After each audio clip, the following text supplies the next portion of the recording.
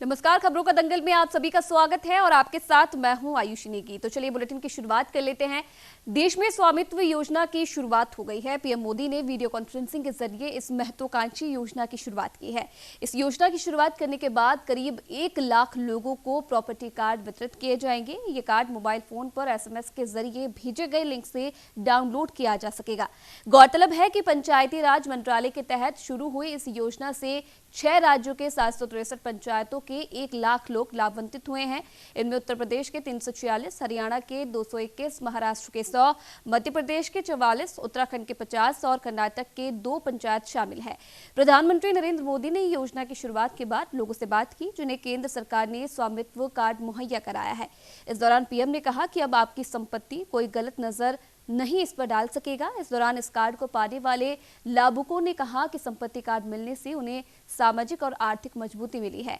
PM के साथ बातचीत में कार्ड धारक ने कहा कि इस कार्ड के जरिए उन्हें बैंक से आसानी से लोन मिलने लगे हैं। साथ ही गांव में उनका संपत्ति का झगड़ा भी खत्म हो गया है। पीएम ने कहा कि आज 1 लाख लोगों को कार्ड मिलने से वे ताकतवर महसूस कर रहे हैं। इस योजना से गाँव में रहने वाले लोगों की जिंदगी में ऐतिहासिक बदलाव होगा।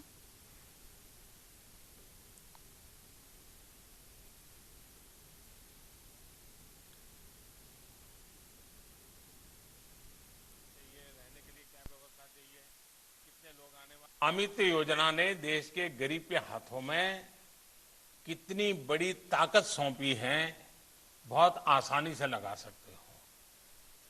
आज शाम को जब खाना खाते होंगे तो मुझे पता है कि पहले कभी इतनी खुशी नहीं हुई होगी जितनी आज आपको होगी। आप अपने बच्चों को गर्व से बता सकोगे कि देखिए, अब हम विश्वास से कह सकते हैं कि ये आपकी प्रॉपर्टी है, आपको ये विरासत में मिलेगी। हमारे पूर्वजों ने जो दिया था, कागज नहीं थे, आज कागज मिलने से हमारी ताकत बढ़ गई है।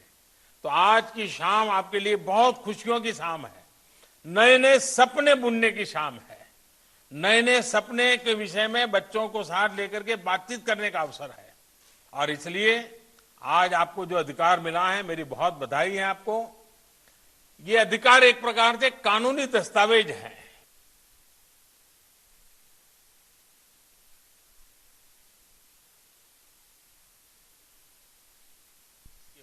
वाले जितने भी है ना,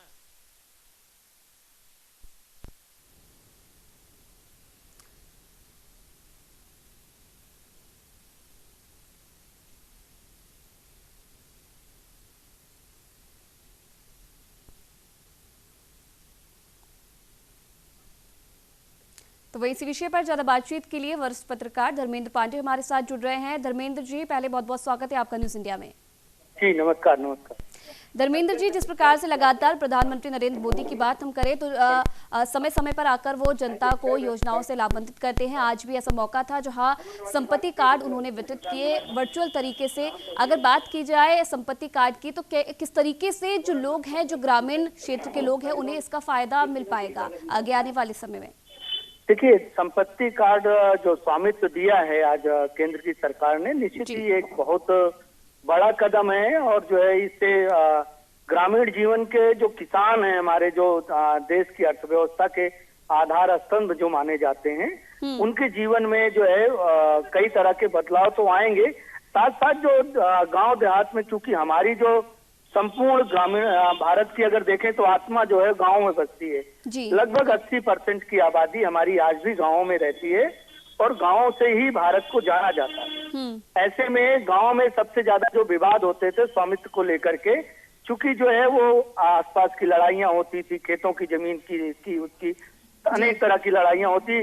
पटवारी और ये जो सरकारी अमला था, इसकी लापरवाही की वजह से कई बार जो है दूसरे की जमीन, दूसरे के नाम पे किसी की जमीन में कोई विवाद, तो अनेक विवाद होते थे। यहाँ तक कि छोटे छोटे विवाद, मेड़ और इसको लेकर के गांव में विवाद हो जाते हैं किसानों के बीच में। अब इस तरीके के आने के बाद जब उनको एक डिजिटल माध्यम से जोड़ दिया जा रहा है, तो निश्चित तौर से ये विवाद की जो संभावनाएं हैं वो कम होंगी। वैसे तो किसान जो है, देखिए, कहने के लिए आज जो है डिजिटल युग है तो किसान जो है को दे रहे हैं, लेकिन वो अपनी जमीन का मालिक तो पहले से ही है। खतौनी खाता, उसके जो बही खाता है वो तो पहले से ही चले आ रहे हैं जी। वो भी लगभग डिजिटल ही हो गए हैं। तो ये रह गया। लेकिन इसमें एक चौंकाने वाली बात जो मुझे नजर आई कि इसमें यूपी को जोड़ा है, महाराष्ट्र को जोड़ा है, आपने जो है हरियाणा को जोड़ा, लेकिन पंजाब इसमें नहीं है। हाँ। अब सोचने वाली बात यह है कि जहाँ पे इस टाइम पे सबसे ज्यादा प्रदर्शन हो रहा है, जहाँ का किसान सबसे ज्यादा जो है इस टाइम पे डरा हुआ है, उस राज्य को छोड़ देना, अब इसमें जो है एक सवाल उठता है कि ये ऐसा क्यों किया गया है। भारत सरकार के ग्रामीण विकास मंत्रालय और जो है इनका क्या समन्वय रहा कि राजस्थान उसको जो है यहाँ के किसानों को नहीं लिया गया है।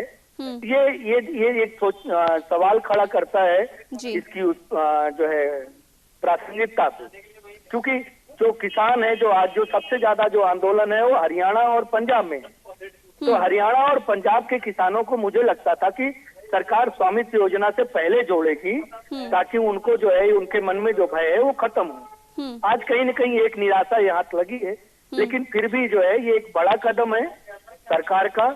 और आने वाले समय में जब संपूर्ण देश के किसान 100% किसान इस योजना से जुड़ जाएंगे, तब जाकर के जो है एक बदलाव की उम्मीद जो है वो बड़े बदलाव की उम्मीद की जा सकती है। जी, जिस तरीके से आपने यहाँ पर संशय भी जताया कि चलिए जहाँ ज्यादा प्रदर्शन किसानों की तरफ से देखने को मिल रहा है पंजाब, वहाँ के लोगों को उसमें शामिल नहीं किया गया है। चलिए एक सोचने वाली बात यह है, क्या कुछ लगता है अगर ये योजना काम करती है तो क्या आगे आने वाले समय में और भी जो राज्य है उनको इससे जोड़ा जा सकेगा और गाँव को जो संख्या है उसको बढ़ाई जा सकती है?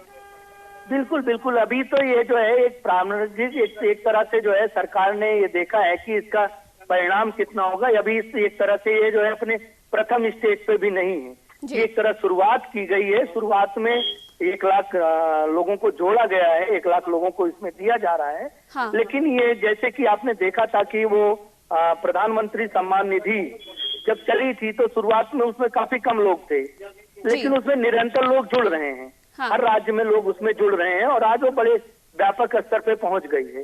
तो मुझे लगता है कि इसका भी जो है एक अभी शुरुआती चरण है। शुरुआती चरण में 1 लाख लोगों को जोड़ना बड़ी बात होती है और इसका जो आने वाले समय में इसके जो है वो ज्यादा अच्छे परिणाम आएंगे, ऐसी उम्मीद सबको है। और खास तौर से जो है किसानों के भी मध्य जो आपस का जो रंजिश होती थी, जो विवाद होती थी, जिस तरीके से आपने देखा कि अभी आज ही खबर आई कि कल रात में जो है उत्तर प्रदेश में जो है एक मंदिर की जमीन को लेकर के गोलीकांड हो गया।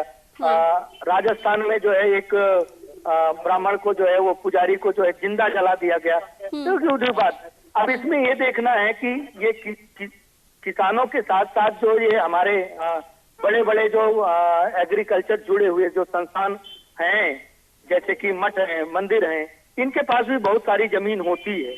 तो इनको किस तरीके से जोड़ेंगे, इनको इनके संरक्षण के लिए क्या कदम उठाएगी, ये भी एक सोचने वाली बात है। और इस पे जो है सरकार क्या रुख लेती है, ये भी देखने वाली बात है, क्योंकि यहाँ की संपत्तियों के लिए कत्लेआम हो रहा है। चलिए बहुत बहुत धन्यवाद धर्मेंद्र पांडे जी तमाम बातचीत करने के लिए न्यूज इंडिया के साथ और अपने विचार साझा करने के लिए।